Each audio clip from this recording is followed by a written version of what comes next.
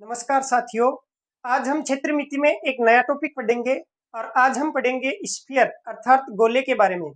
सबसे पहले हम बताना चाहेंगे कि गोला क्या होता है। तो एक ऐसी आकृति जो बिल्कुल गोल गोल हो, पृथ्वी की तरह गोल गोल हो, फुटबॉल, ये आकृति जो है वो स्फीयर कहलाती है। अब वर्त में और स्फीयर में फर्क आपको समझ में आ गया होगा कि वर्त है वो 2D मतलब केवल द्विविमीय होता है, उसमें केवल दो ही विमाएं होती है। अर्थात वर्त बोर्ड पे बनाया जा सकता है लेकिन फुटबॉल हाथ में लिया जा सकता है। अब अगर मैं इसका डायग्राम बनाना चाहूँ तो मुझे डायग्राम तो आपको सामने से दिख रहा है, ये भी डायग्राम बनाते वक्त तो ये भी वर्ताकार ही बनाना पड़ेगा। तो एक वर्त में और एक गोले में फिर फर्क क्या होता है? तो फर्क यही होता है कि वर्त है वो 2D में है और ये 3D में है। हम इसको महसूस कर सकते हैं। जैसे इस वर्त को मैं अगर हाथ फिराता हूँ तो मुझे महसूस नहीं होता है, जबकि यहाँ पे अगर ये गोला है, स्फीयर है, तो जब मैं हाथ फिराऊंगा तो मुझे ये महसूस होगा। अब हम ट्राई करते हैं कि इस स्फीयर का निर्माण कैसे होता है। ये जो गोला है तो इसका निर्माण कैसे होता है। तो हम एक काम करते हैं, हम चार वर्ताकार टुकड़े लेते हैं। मैंने चार टुकड़े लिए, एक, ये दो, चलो कलर चेंज करते हैं, कलर चेंज करके और चार वर्ताकार टुकड़े लेते हैं। मैंने चार वर्ताकार टुकड़े लिए, ये एक, ये दो, ये तीन और ये चार, चारों आपस में साइज में बराबर होने चाहिए। अब मैंने इनको मिलाया, मतलब मैंने क्या किया, एक गेंद बनाने की कोशिश करी। तो बचपन में आप खूब खेले होंगे मालदड़ी, कई बार पिटे भी होंगे मालदड़ी से। कैसे? कई बार क्या होता था, कई दोस्त ऐसे होते थे जो थोड़े मतलब नोटी टाइप के होते, तो वो क्या करते, एक ईंट का टुकड़ा या कुछ छोटा पत्थर का टुकड़ा लेते और उस पत्थर के टुकड़े के ऊपर कपड़ा लपेट लपेट के और गोल गेंद बना लेते। और गोल गेंद बनाने के बाद में उसको धागे से गूंथ के और बिल्कुल टाइट गेंद बनाते। और फिर जब दोपहर में स्कूल की छुट्टी होती, कलेवा की जो छुट्टी होती, उसमें हम मालदड़ी खेलते और उसमें पत्थर होने के कारण से इस मालदड़ी से बहुत जोर की लगती थी। तो ये वही मालदड़ी है, हम वही मालदड़ी बना रहे हैं। तो मैंने क्या किया, चार वर्ताकार मतलब बिल्कुल गोल गोल कपड़े के टुकड़े लिए और ये एक टुकड़ा है, इसको यहीं पे रखा। फिर मैंने क्या किया, थोड़ा सा मटेरियल जैसे पुराना कपड़ा हो या फिर मान लीजिए कोई रुई हो, तो उसको थोड़ा सा दबा दबा के और यहाँ पे मैंने रख दिया ऐसे, उस कपड़े को या फिर उस रुई को मैंने यहाँ पे रख दिया। इसको भी अलग कलर से दर्शाते हैं, देखो, ताकि आपको ध्यान में रहे कि यहाँ पे मैंने बीच में जो मटेरियल भरा है वो और मटेरियल है, कपड़े का नहीं है। रुई हो सकती है या फिर पुराना कपड़ा है जो इस कपड़े से अलग कलर का है। फिर मैं क्या करता हूँ, इस टुकड़े को इसके पास में लाता हूँ। तो इस टुकड़े को यहाँ से उठा के और इसके पास में लाता हूँ ऐसे। ठीक, इसका कलर मुझे रेड रखना होगा, तो देखो ये रेड कलर का टुकड़ा यहाँ पे लेके आता हूँ। फिर ये जो टुकड़ा है वो मान लो यहाँ पे लेके आता हूँ, थोड़ा नजदीक लाता हूँ इसके ऐसे। और ये वाला टुकड़ा है यहाँ से उठा के और यहाँ पे लेके आता हूँ ऐसे। ठीक, उसके बाद में इसको ऐसे पलटूंगा, इसको पास में लाऊंगा और पास में लाके बीच में मैंने इसमें रफ मटेरियल भर दिया है या रुई इसमें भर दी है। और ये भरने के बाद में इसको मैं मोड़ूंगा और मोड़ने के बाद में सुई से इसके टांका लगा दूंगा और एक गोल आकार की गेंद का निर्माण हो जाएगा। इस प्रकार से एक गेंद का निर्माण होगा कि वो बिल्कुल अंदर से भरवा होगी इस प्रकार से, और बाहर से देखने पे आपको एक गोलाकार आकृति दिखाई देगी, गेंद है वो दिखाई देगी। तो आपको केवल इतना ही ध्यान रखना है। मैंने ये कहानी क्यों सुनाई, इसके पीछे मकसद ये था कि इस गोले के निर्माण में मुझे कितने कागज के टुकड़े या कितने कपड़े के टुकड़े काम में लेने पड़े। तो मैंने एक, ये दो, ये तीन और ये बीच वाला चार, चार मैंने वर्ताकार टुकड़े काम में लिए। एक जो वर्त है उसका क्षेत्रफल था पाई आर स्क्वायर, तो चार का कितना हो गया, चार पाई आर स्क्वायर। और ये क्या था, ये बाहर वाला कपड़ा था, क्योंकि अंदर तो मैंने रुई भर रखी है, केवल बाहर बाहर वाला कपड़ा था। इसका मतलब जब ये फुटबॉल बन के तैयार हुआ या ये गेंद बन के तैयार हुई, तो इस गेंद में जो बाहर वाला मटेरियल है, मतलब ये जो बाहर वाला पृष्ठ है जिसको मैं हाथ से स्पर्श करूं तो मुझे घुमावदार पृष्ठ दिखाई दे रही है, इसका मतलब इसका वक्र पृष्ठ। तो इसका जो वक्र पृष्ठ है वो कितने वर्ताकार कागज के या कपड़े के टुकड़ों से मिलकर बना है? 4 से। इसका मतलब इसका बाहर वाला वक्र पृष्ठीय जो क्षेत्रफल है वो हो जाएगा 4πr²। अब बताइए, कभी भी जिंदगी में आप भूलेंगे क्या? नहीं भूलेंगे, आपको हमेशा के लिए ये स्थायी हो चुका है, याद हो चुका है।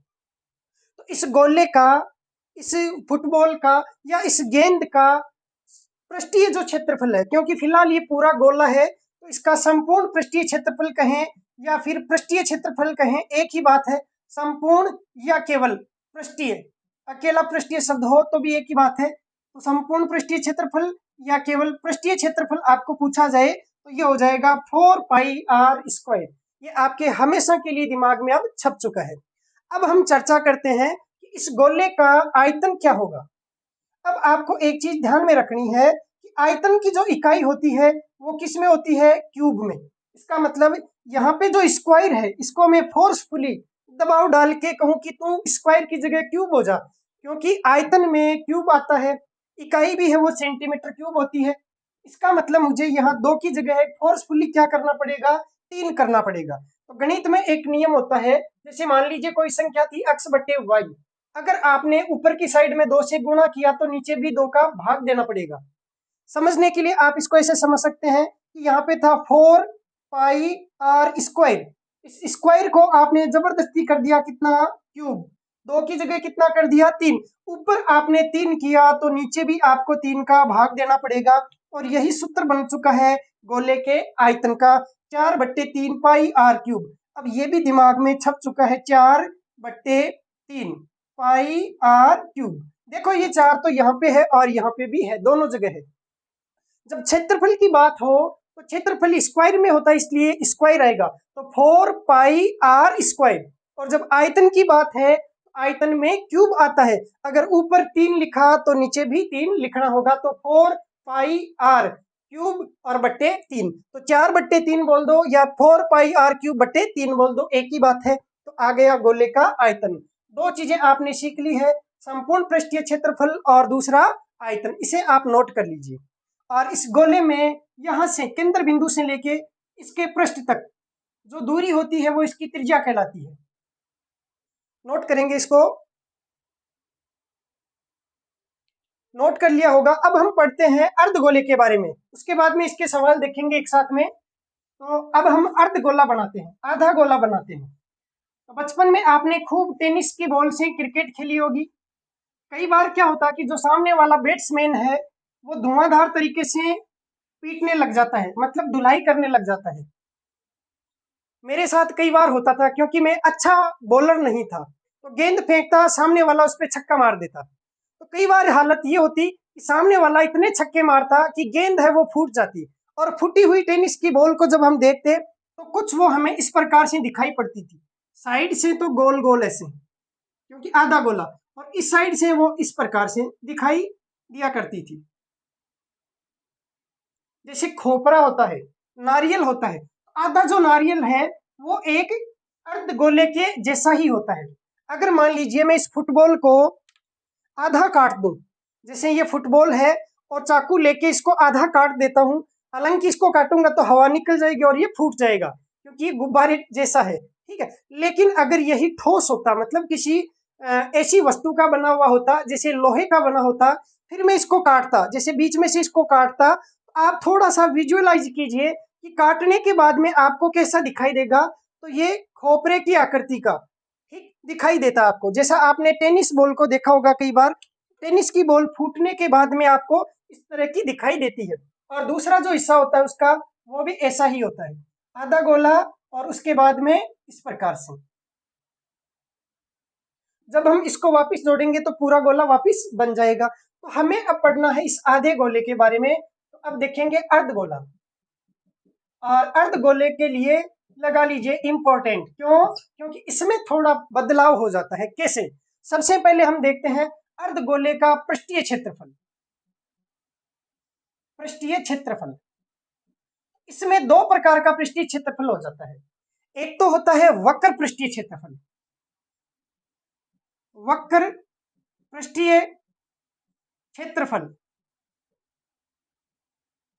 और दूसरा होता है इसका संपूर्ण पृष्ठीय क्षेत्रफल।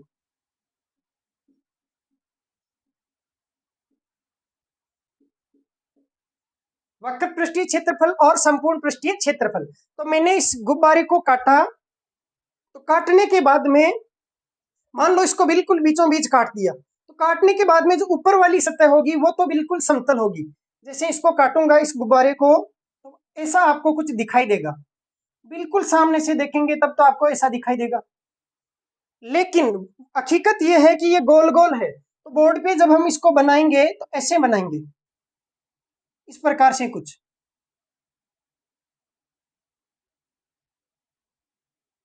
मतलब ये नहीं होगा, ऐसा कुछ होगा। तो केवल ये जो ऊपर वाली सतह है वो एक वर्ताकार सतह है। जैसा कल हमने शंकु में देखा था कि शंकु का जो आधार होता है वो भी वर्ताकार होता है, वैसा ही इसमें होता है। देखो मेरे पास में शंकु भी पड़ा भी है, फेंका नहीं है मैंने। तो ये जो शंकु है, जैसे गोले को आप काटेंगे तो उसका जो ऊपर वाला हिस्सा होगा वो भी कुछ ऐसा ही होगा, वर्ताकार। जो सामने से आपको दिखाई दे रहा है वैसा ही हिस्सा कुछ इसका होगा। अब आप इसको ऐसे देखेंगे तो आपको केवल सामने से एक लाइन दिखाई देगी, लेकिन हकीकत में ये वर्ताकार है। तो इसको अगर हाथ फिरा के देखो तो ये तो समतल आकृति है, इसका मतलब इसका ये वाला भाग तो है समतल, और यहां वाला जो भाग है वो है वक्राकार। वक्राकार इसका भाग है। तो मुझे ज्ञात करना है केवल वक्र पृष्ठीय क्षेत्रफल। इसका मतलब मुझे केवल ज्ञात करना है ये वाला, मतलब बाहर बाहर वाला। तो जब आपको पता है कि पूरे फुटबॉल को बनाने में 4 वर्ताकार कपड़े के टुकड़े लगे थे, तो आधे फुटबॉल को बनाने में आधे लगे होंगे। इसका मतलब कितने लगे? 2। तो वक्र पृष्ठ का क्षेत्रफल हो जाएगा 2 पाई आर स्क्वायर। एक वर्त का क्षेत्रफल पाई आर स्क्वायर, तो आधे में 2 वर्त लगे हैं, इसका मतलब 2 पाई आर स्क्वायर। अब आपको ज्ञात करना है संपूर्ण पृष्ठीय क्षेत्रफल।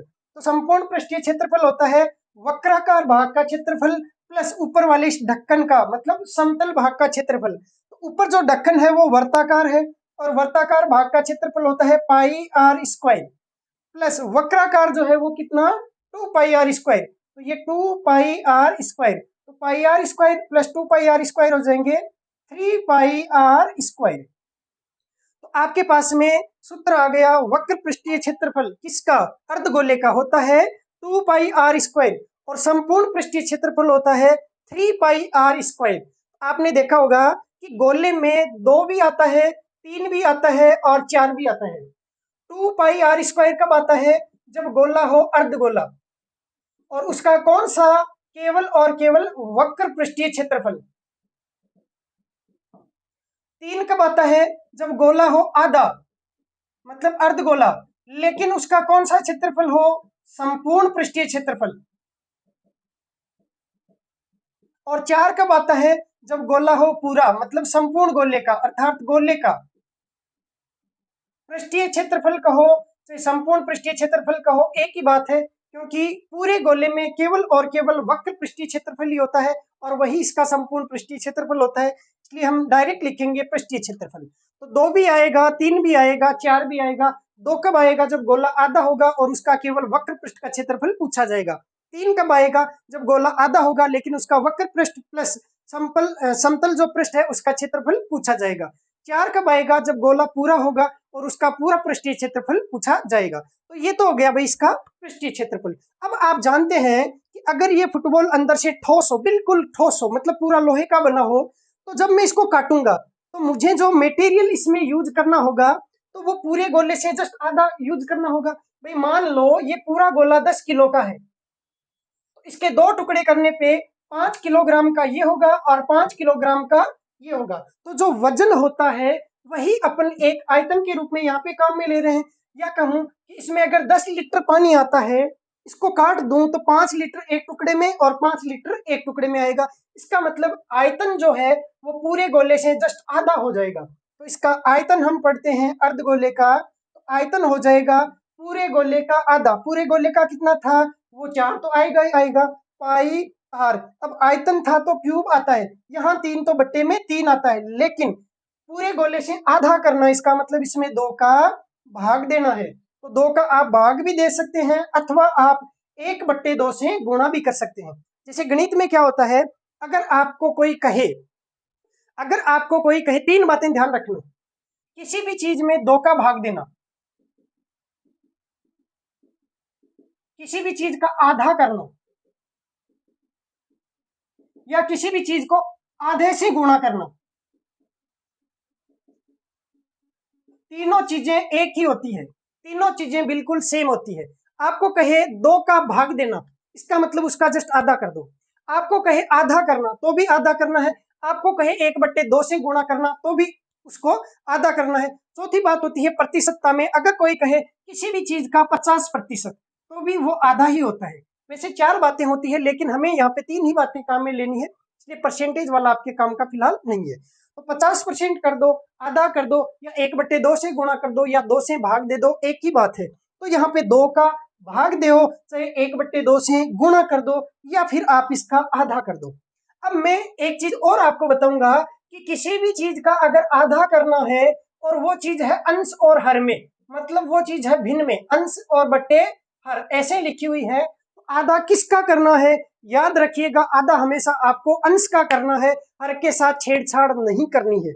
मैंने पिछली क्लास में आपको बताया था, जब मैं आपको पढ़ा रहा था भिन्न संख्याएं, और उनमें कुछ ऐसा नियम आपको बता रहा था, जैसे 7 है हर में और ऊपर 8 की घात 100 है, और ज्ञात करना इसमें शेषफल क्या बचेगा। तो मैंने बताया कि जैसा हर है वैसा का वैसा ऊपर लिख दो, मतलब इसको 7+1 लिख दो, और ये 100 घात लिख दो, क्योंकि अंश को छेड़ सकते हैं, हर को नहीं छेड़ सकते। हर जैसा है वैसा का वैसा ही रहेगा, तो केवल छेड़ना किसको है? अंश को। इसका मतलब आधा करना है तो किसका करो? अंश का। दुगुना करना है तो किसका करो? अंश का। तिगुना करना है तो किसका करो? अंश का। तो यहाँ पे आधा करेंगे तो किसका करेंगे? केवल और केवल 4 का। ये 3 तो ऐसा का ऐसा रहेगा। तो यहाँ पे 2 का भाग किस में जाएगा? 4 में। तो आप लिख सकते हैं 2 और बट्टे ये 3 तो रहने ही वाला है, और पाई आर क्यूब, तो ये आ गया 2/3 पाई आर क्यूब। तो पूरे वर्त का सॉरी पूरे गोले का जो आयतन था वो 4/3 पाई आर क्यूब था, तो आधे वर्त का हो जाएगा 2/3 पाई आर क्यूब।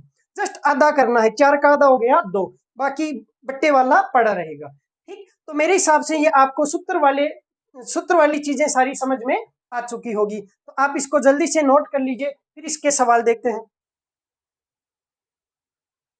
आपने नोट कर लिया होगा, जिनसे नोट नहीं होता वो क्लास को एक बार रोक के और उसके बाद में नोट कर लीजिए कि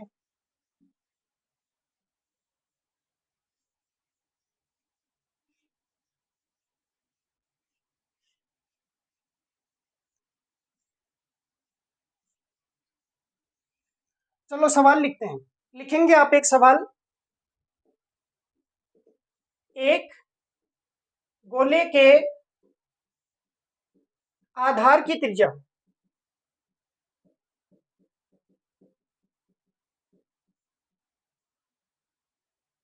और ये लिखेंगे आप 21 सेंटीमीटर है। तो पहला पृष्ठीय क्षेत्रफल, और दूसरा आपको ज्ञात करना है आयतन। तो बहुत ही आसान है, पृष्ठीय क्षेत्रफल क्या होता है गोले का? 4 पाई आर स्क्वायर, क्योंकि क्षेत्रफल है तो स्क्वायर आएगा, और ये 4 तो गोले में आता ही है, तो आपको ध्यान है 4 पाई आर स्क्वायर। तो ये हो गया 4 पाई का मान 22/7 लिखना है, आर का मान कितना है? 21, और दूसरी बार भी आर का मान 21, 7 से कट गया 3 बार। आप इसको गुणा कर लेना, जो भी आएगा वो किस में आना चाहिए? सेंटीमीटर स्क्वायर में आना चाहिए। दूसरा है आयतन। आयतन क्या होता है? 4/3 पाई आर क्यूब। मान रखेंगे 4/3, पाई का मान 22/7 रखेंगे, आर क्यूब, आर त्रिज्या कितनी है? 21, तो 21 × 21 × 21, 7 से कट गया 3 बार, 3 से ये वाला 3 कट चुका है, 21 × 21 × 22 × 4 करेंगे, उत्तर आ जाएगा। जो भी उत्तर आएगा वो किस में आएगा? सेंटीमीटर क्यूब में आएगा। ठीक है, अगला सवाल आप लिखेंगे, एक अर्धगोले, एक अर्धगोले के आधार का व्यास 14 सेंटीमीटर है, तो पहला वक्र पृष्ठीय क्षेत्रफल, दूसरा संपूर्ण पृष्ठीय क्षेत्रफल, और तीसरा आयतन। वक्र पृष्ठीय क्षेत्रफल, संपूर्ण पृष्ठीय क्षेत्रफल और तीसरा आपको बताना है आयतन। तो सबसे पहले हम देखेंगे कि ये क्या है, अर्धगोला, आधा गोला है, तो इसका वक्र पृष्ठीय क्षेत्रफल कितना होता है। आधे गोले में 2 भी आता है, आधे गोले में 3 भी आता है। इसका मतलब आधे गोले में वक्र पृष्ठीय क्षेत्रफल आएगा तो 2 आएगा, तो 2 पाई आर स्क्वायर क्षेत्रफल है तो स्क्वायर ही आना है। ये इसलिए बता रहा हूं ताकि आपको ध्यान रहे कि क्षेत्रफल इसका मतलब स्क्वायर, आयतन इसका मतलब क्यूब, और आधा गोला है तो 2 और 3 दोनों आ सकते हैं। वक्र पृष्ठ पूछा तो कम है 2 आएगा, संपूर्ण पृष्ठ पूछ लिया इसका मतलब ऊपर वाला ढक्कन भी जुड़ेगा, ज्यादा होगा इसका मतलब 3 आएगा। ठीक, 2 पाई आर स्क्वायर, 2 पाई का मान 22/7, आर स्क्वायर का मान क्या होगा। अब यहाँ जरा प्रश्न को पढ़िए, इसने लिखा आधार का व्यास। व्यास क्या होता है, त्रिज्या से एक दुगुना। जैसे मान लीजिए कोई वर्त है, उस वर्त में केंद्र बिंदु से परिधि तक की दूरी त्रिज्या, और केंद्र बिंदु से अगर एक साइड इधर मिलाएं और एक साइड इधर मिलाएं, या कहें कि केंद्र से गुजरने वाली जीवा जो होती है वो इसका व्यास होती है, और ये होती है आर का दुगुना, 2r। अब ये जो व्यास है वो आर का दुगुना है, इसका मतलब ये 14 है, तो आर है वो 7 हो जाएगी, इतना तो आप सब समझते हैं। तो आर का मान 7, यहाँ आर स्क्वायर है तो एक बार 7 और लिखेंगे, 7 से 7 कट गया, 22 को 7 से गुणा किया और उसको 2 से गुणा कर दिया, जो भी आएगा आप खुद करेंगे, किस में आएगा, सेंटीमीटर स्क्वायर में आएगा। अगला है संपूर्ण पृष्ठीय क्षेत्रफल, बताइए क्या आएगा, 3 आएगा, पाई आर स्क्वायर आएगा, लिखा 3 पाई का मान वही 22/7, आर का स्क्वायर, तो आर का मान कितना, 7 × 7, 7 से 7 कट चुका है, 22 को 7 से गुणा करेंगे, उसको 3 से गुणा करेंगे, जो भी आएगा सेंटीमीटर स्क्वायर में आएगा। तीसरा है आयतन। अर्धगोले का आयतन कितना होता है, 2/3 पाई आर क्यूब होता है, तो आप लिखेंगे 2/3 पाई आर क्यूब, मान रखेंगे 2/3 पाई का मान 22/7, आर क्यूब का मान 7 × 7 × 7, जो भी आएगा किस में आएगा, सेंटीमीटर क्यूब में आएगा। तो ये सवाल आप नोट कर लीजिए।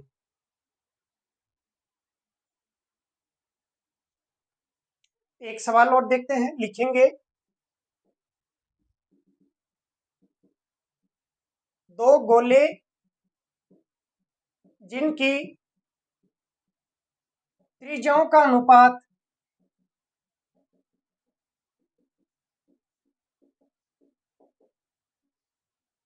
2:3 है, तो बताइए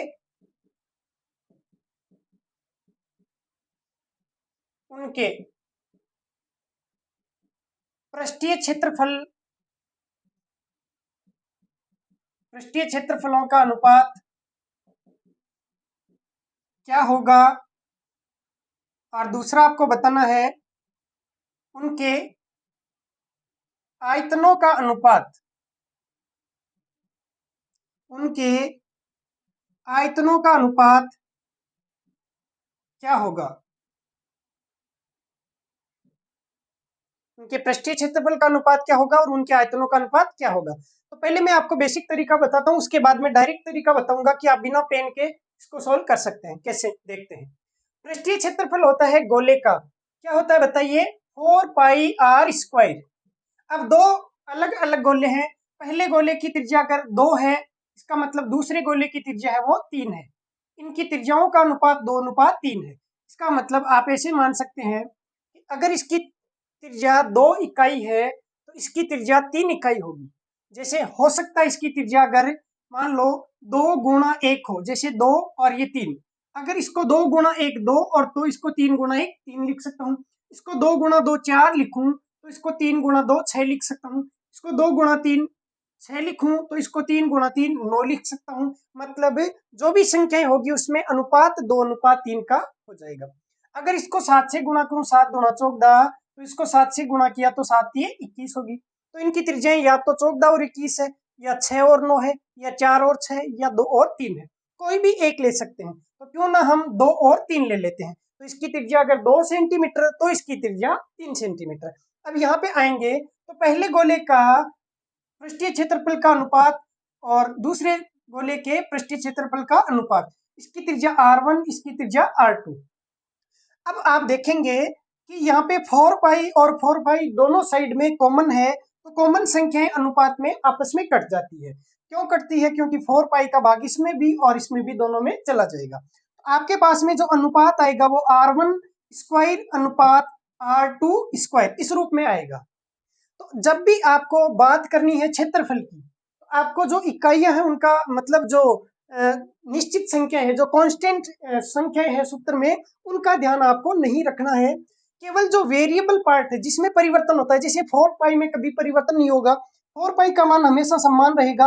चाहे किसी भी सवाल के लिए कर लो, किसी भी त्रिज्या के लिए कर लो, चाहे 4 पाई का मान तो हमेशा यही रहेगा। तो जो कांस्टेंट मान है उसको तो हम छोड़ देते हैं, नेग्लेक्ट कर देते हैं। और जिसमें परिवर्तन होता है, जैसे त्रिज्याओं में परिवर्तन होता है, अलग अलग गोले की त्रिज्याएं अलग अलग होती है, तो जो त्रिज्याओं का अनुपात है हम डायरेक्ट वो ले लेंगे।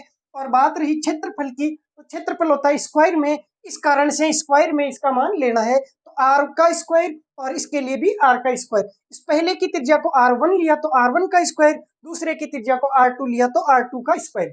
अब यहाँ r1 का मान कितना है 2, तो 2 का स्क्वायर करेंगे तो कितना आएगा 4 अनुपात। r2 का मान कितना है 3, तो 3 का स्क्वायर करेंगे तो कितना आएगा 9। तो इनके पृष्ठीय क्षेत्रफलों का अनुपात हो जाएगा 4:9।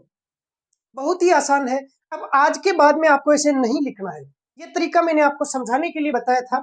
आज के बाद में आपको त्रिज्या का अनुपात देखे, अगर पृष्ठीय क्षेत्रफल का अनुपात पूछे तो डायरेक्ट आप त्रिज्या का वर्ग कर देंगे।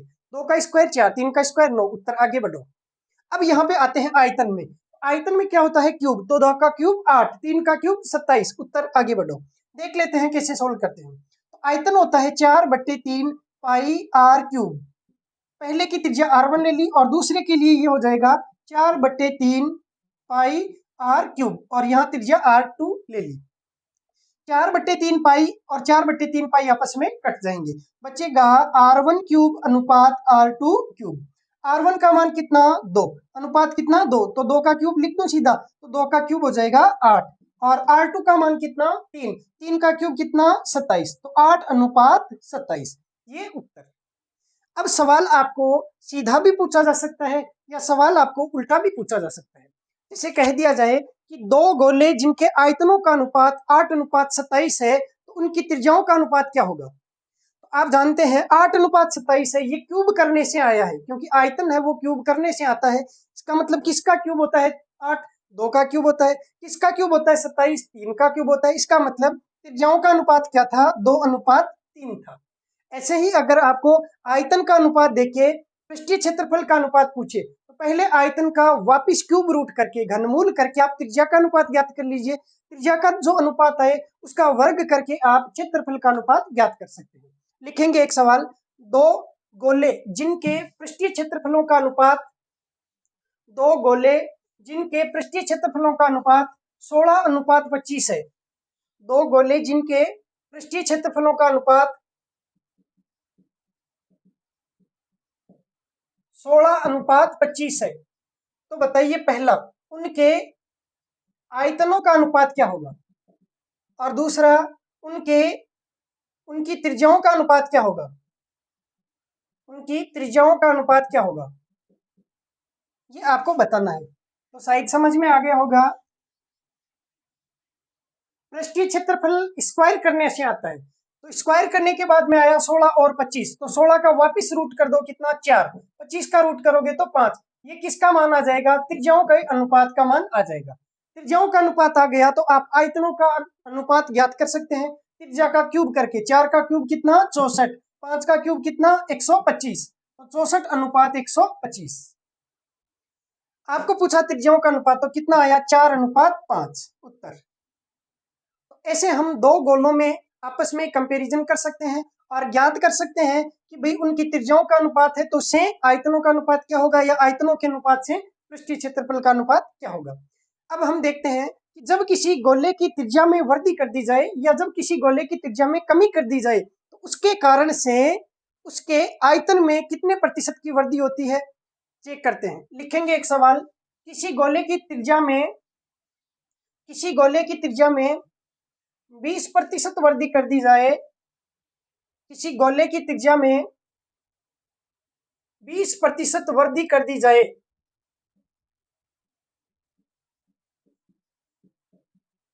तो उसके आयतन में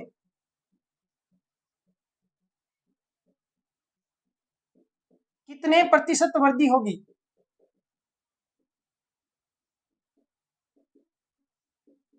उसके आयतन में कितने प्रतिशत वृद्धि होगी?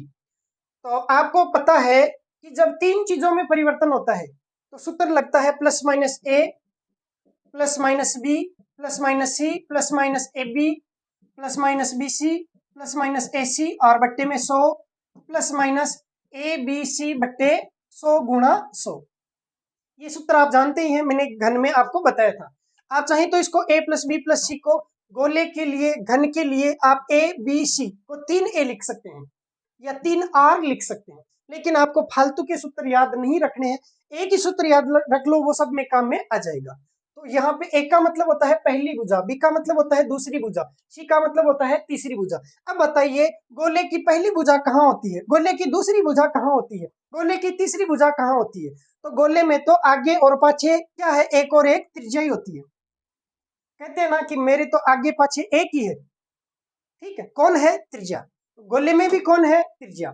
इसमें ना भुजा है, ना लंबाई है, ना चौड़ाई है, ना ऊंचाई है, सब कुछ अगर है तो वो क्या है? त्रिज्या। त्रिज्या ही इसकी ऊंचाई बनाती है, त्रिज्या ही इसकी चौड़ाई बनाती है, त्रिज्या ही इसकी लंबाई का निर्माण करती है। तो सब कुछ क्या है इसमें? त्रिज्या। तो यहाँ ए का मतलब भी त्रिज्या। ए में वृद्धि कितनी? 20 की, तो यहाँ पे 20। बी में भी वृद्धि 20 की, तो प्लस का 20, वृद्धि के लिए प्लस का चिन्ह, कमी के लिए माइनस का चिन्ह। और यहाँ पे गुणनफल आएगा तो 20 गुणा 20 हो जाएगा 400, फिर से 20 गुणा 20 400, फिर से 20 गुणा 20 400 बट्टे 100 प्लस ए बी सी, तो 20 गुणा 20 और बट्टे में कितना? 100 गुणा 100। इसको सरल करेंगे तो 20 दिए 60 प्लस 4 दिए 1200 में 100 का भाग दिया तो 12, 1 2 3 जीरो से 1 2 3 जीरो कट गए। आप 2 गुणा 2 करेंगे तो 8, 8 में 10 का भाग देंगे तो 0.8, जोड़ेंगे तो 60 और 12 72, 0.8 72.8% की हो जाएगी वृद्धि। वृद्धि को आप ऊपर की साइड में एरो लगा के दर्शा सकते हैं। तो 72.8% की वृद्धि हो जाएगी इसके आयतन में। ठीक, ऐसे ही अगर कमी पूछता तो क्या आता? तो लिखेंगे एक सवाल, एक गोले की त्रिज्या में, एक गोले की त्रिज्या में 20% कमी कर दी जाए, एक गोले की त्रिज्या में 20% कमी कर दी जाए तो उसके आयतन में कितने प्रतिशत कमी हो जाएगी? तो उसके आयतन में कितने प्रतिशत कमी हो जाएगी? बताइए 72.8% होगी या इसके अलावा और कुछ आएगा उत्तर?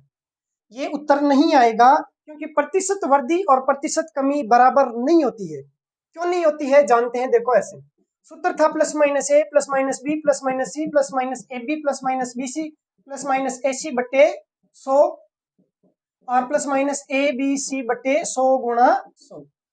अब मान रखते हैं यहाँ पे 20% कमी है तो माइनस का 20 माइनस का 20 माइनस का 20, जब ये गुणा होगा तो माइनस माइनस हो जाएगा प्लस का, 20 गुणा 20 400, माइनस माइनस हो जाएगा प्लस, 20 गुणा 20 400, माइनस माइनस हो जाएगा प्लस, 20 गुणा 20 400 बट्टे 100। जब ये गुणा होगा तो माइनस और माइनस प्लस और माइनस वापिस हो जाएगा माइनस, 20 गुणा 20 गुणा 20 और बट्टे में कितना? 100 गुणा 100। माइनस 20 माइनस 20 माइनस 20 कितना हो जाएगा? माइनस का 60। 400 400 800 400 1200 में 100 का भाग दिया, कितना आएगा? 12, लेकिन किसका? प्लस का। माइनस का आएगा कितना? 0 0 0 से 3 जीरो कट गए, 2 गुणा 2 हो गया 8, 8 में 10 का भाग दिया आया 0.8। पहले माइनस में से इसको घटा दो प्लस वाले को, तो 60 में से 12 चले गए तो 60 में से 10 गए, 50 में से 2 गए 48, बचेगा माइनस का 48 और माइनस का 0.8। माइनस माइनस जुड़ते हैं और आता है माइनस में 48.8। माइनस का मतलब क्या दर्शा रहा है? कमी को, तो हो जाएगी क्या? कमी कितने परसेंट की?